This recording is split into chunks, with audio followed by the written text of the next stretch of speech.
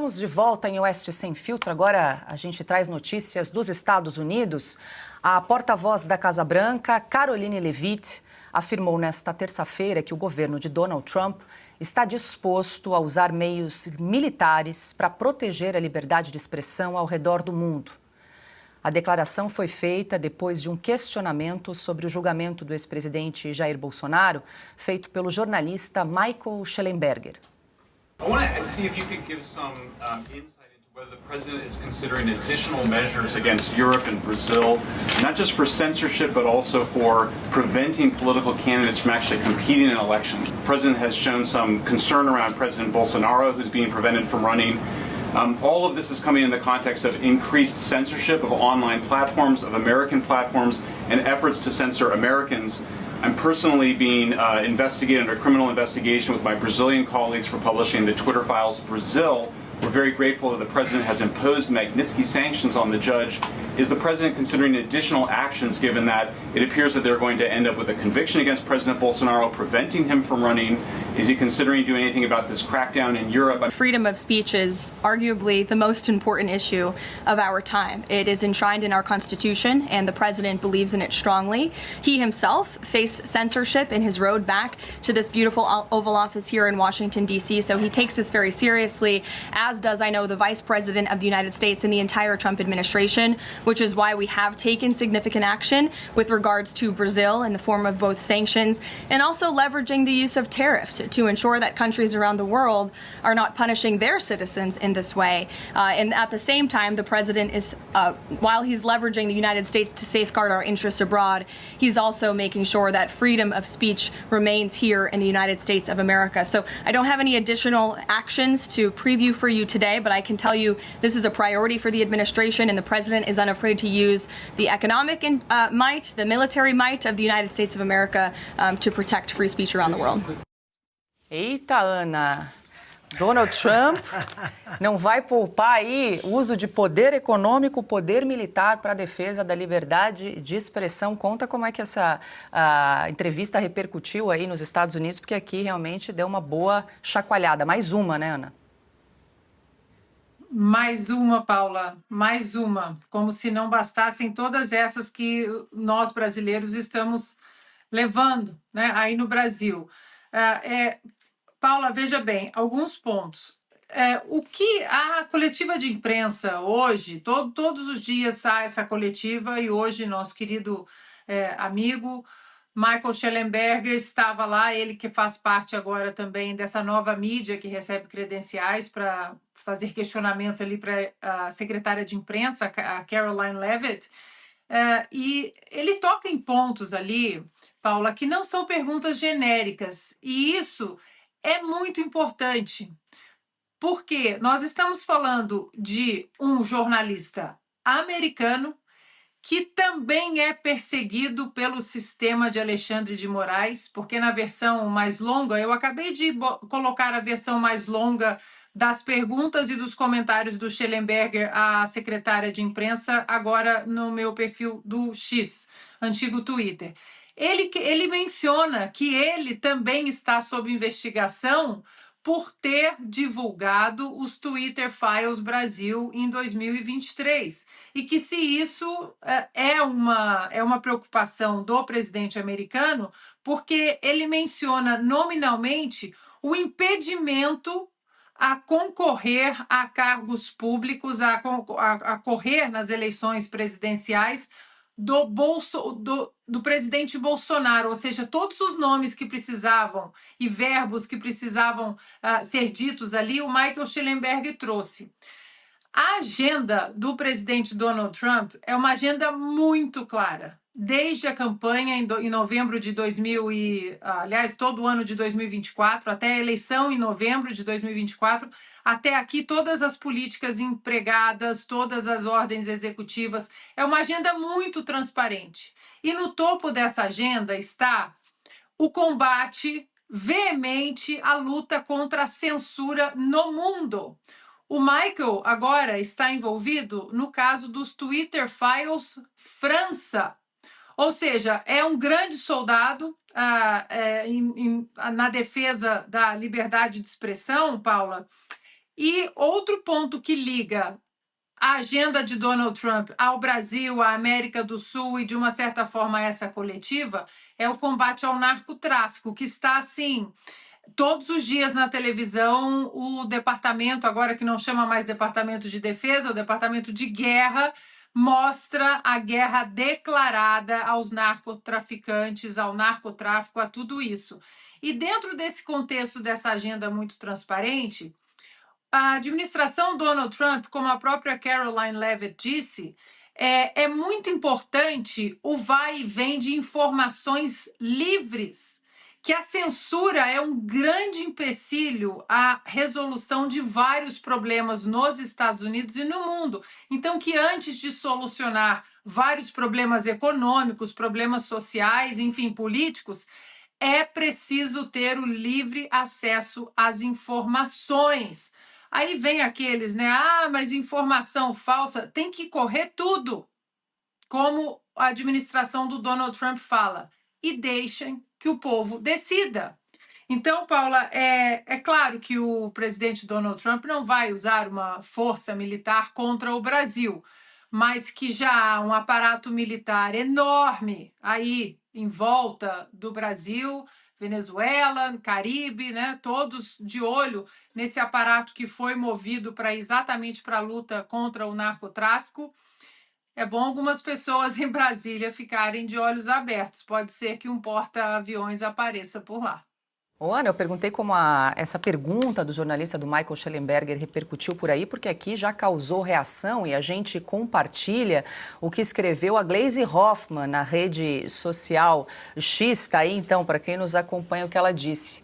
A conspiração da família Bolsonaro contra o Brasil chegou ao cúmulo hoje com a declaração da porta-voz de Donald Trump de que os Estados Unidos podem até usar força militar contra o nosso país.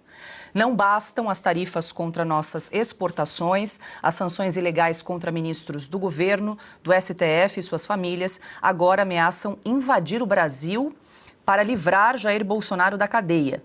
Isso é totalmente inadmissível. E ainda dizem que estão defendendo a liberdade de expressão. Só se for a liberdade de mentir, de coagir a justiça e de tramar golpe de Estado.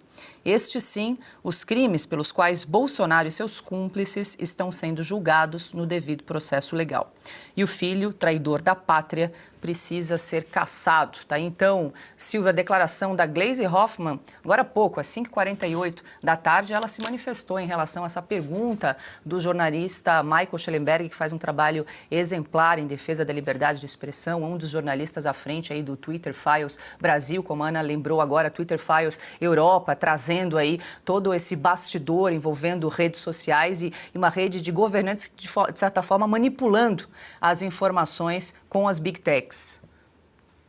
Enquanto você lia o tweet dela, eu fui pesquisar aqui a idade da Gleisi, que eu não sabia. Ela tem 60 anos, ela é de setembro desse mês de 1965, então eu não sei em que ano a cabeça dela parou, né?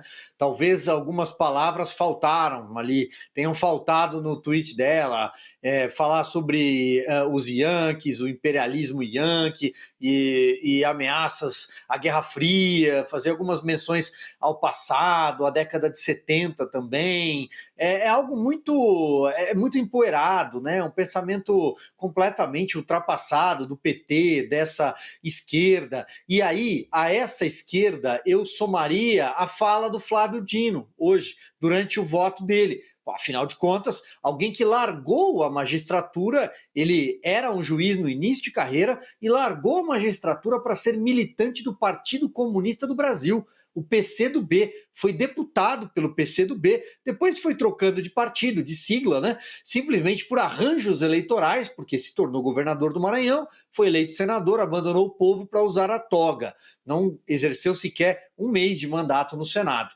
O ponto é que o Flávio Dino também faz menções aos Estados Unidos, e acho que isso conversa um pouco com o comentário da Ana. Ele fala sobre o Mickey, ele tripudia da lei Magnitsky, ele fala sobre acham que vão intimidar alguém aqui no Brasil, uma corte, com um tweet. Não é um tweet, é um comunicado do governo americano, da Casa Branca. Só que em pleno 2025, eles utilizam sim as redes sociais, principalmente por ser uma nação livre, que prega a liberdade nas redes sociais, eles utilizam a Rede X para se comunicar. Aliás, o decano da corte, que ele está lá também, que ele ocupa a cadeira também, Gilmar Mendes, no 7 de setembro, também utilizou o X para fazer um comunicado. Ou devemos descartar aquilo que o Gilmar Mendes falou? Flávio Dino precisa compreender melhor. O deboche não cabe no direito. O deboche não cabe da toga. É muito ruim tudo isso. E a esquerda vai brincar com o governo americano, com os Estados Unidos, até a hora que a água subir no pescoço, subir no nariz, e por aí vai. A gente já sabe qual é o caminho, a gente já sabe o que vai acontecer. Ela é casada com o Lindbergh, né? Eles não conversam sobre outra coisa, né?